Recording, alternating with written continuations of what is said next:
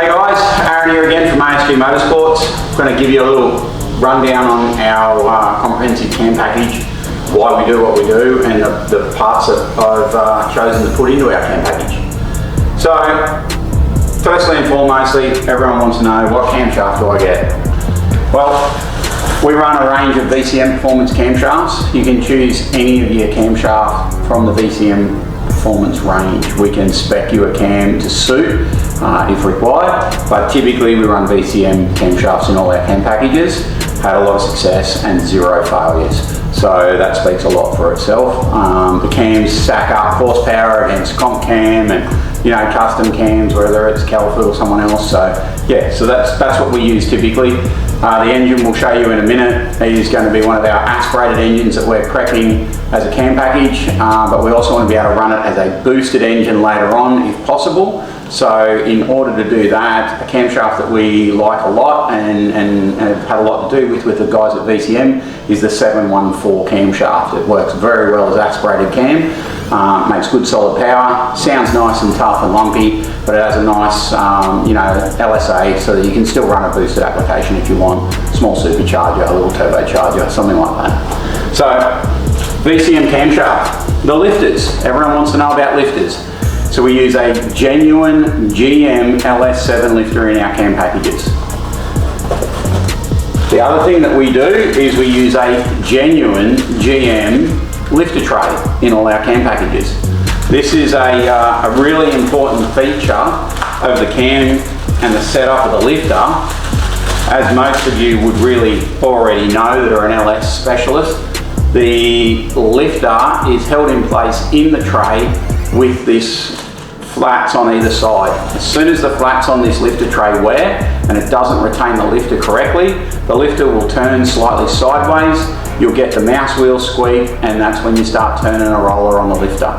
That then in turn will start to damage and delaminate the hardening surface in your camshaft, and it'll start to knock the lobe off the cam. So it's important. If you've got a car that's got 150,000 Ks on it, 180,000 Ks, new lifter trays are vital.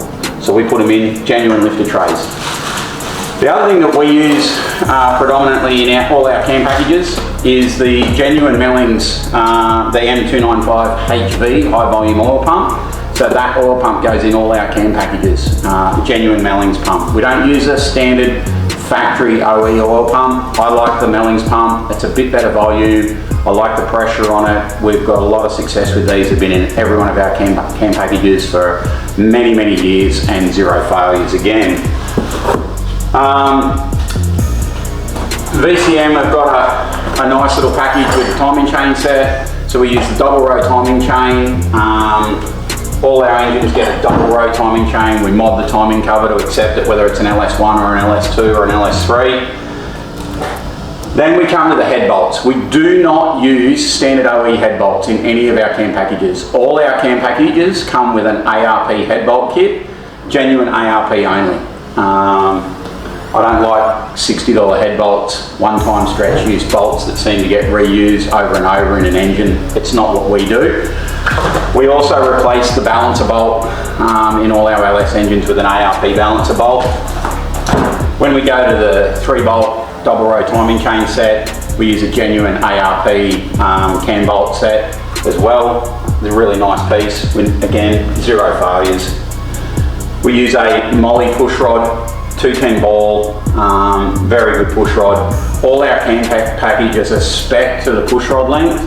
They do vary. A lot of people think you can just buy a 7.4 push rod and put it in every motor, but every cam package we do here in the engine room on the stand. They're not done in the car, and we check push rod lengths and preloads on the lifters to make sure that they're correct. And they will vary between 50 to 100 thou, depending on whether the heads have ever been surfaced or decked and been serviced. So these things are really important that you check them. So yes, so we use a Molly push rod. We use a genuine MLS Permaseal head gasket in a lot of the packages. Some cases we use a genuine head gasket, but the Permaseal ones have proven to be very good. We've had zero problems with all our cam packages, but it is an MLS gasket of OE specifications. We use a Permaseal sunk gasket, new timing cover gasket set, front seal for the balancer, and we replaced the complete rear main seal plate. So you get a new rear main seal, new plate, and a new rear main seal plate gasket, so that completely seals the motor. For those of you that have seen our package advertised, you'll notice that in the installation included in this, as well as our custom ASG mapless dyno tuning, we put TR6 spark plugs, which are a genuine MGK performance spark plug. We use a genuine Ryco oil filter, and we use genuine Penrite 10 tenths racing oil to suit the application of the engine. So I'll take over now and give you a look at this motor that we've got prepped up. Okay, so this engine is Charlie's engine actually. So this is a 6 litre L98 engine. So we've torn it down. It's a basic engine, had a single row timing chain, had a lot of kilometres on it. It's a motor that we've had here in the shop, and we were going to use as a conversion job or something like that, but Charlie's decided she wants to LS the Bluebird, so here it is. So 6 litre engine, normal rectangle port, 821 cylinder heads, standard valves. This will cop as part of our valve spring kit with our cam package, the Manly dual valve spring kit. So these cylinder heads are going to go through the robo wash. They're going to get the decks cleaned and surfaced, and we're going to put a dual valve spring kit in this. I've got the crankshaft and the engine completely disassembled. So we've got the rods and pistons here, all stock. This is all factory stuff. But the reason why we've got the rods and pistons out of the engine is for 2 reasons. We want to give the bore a home, put a new set of rings in it. So we've got a set of rings there to put on our pistons. They'll get file fitted.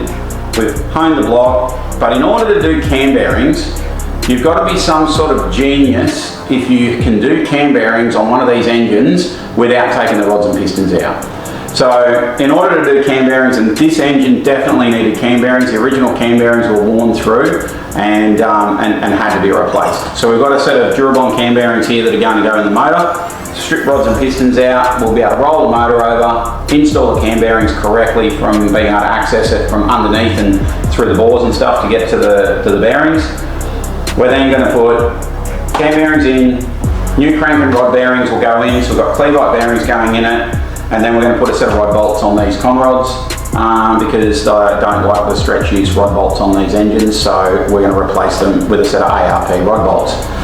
This motor will go back together and it'll all go back in the car. It'll have fresh rings, fresh bearings, fresh cam bearings, all new gaskets and seals, new valve springs, new valve stem seals, and basically everything in the motor is going to be brand new except for the rods and pistons and the crank. And there's absolutely nothing wrong with any of these items, even though they've got 150,000 Ks on it. So for something that wants to get a cam package or maybe a small supercharger, a VCM 714 camshaft here will prep us for both. And later on, if Charlie wants to put a turbo or a supercharger on it after she gets off her P-plates, this engine will be prepped and ready to go. So it'll be able to be capable of making 650 horsepower at the wheels on pump 98 and being able to be driven as a daily driver.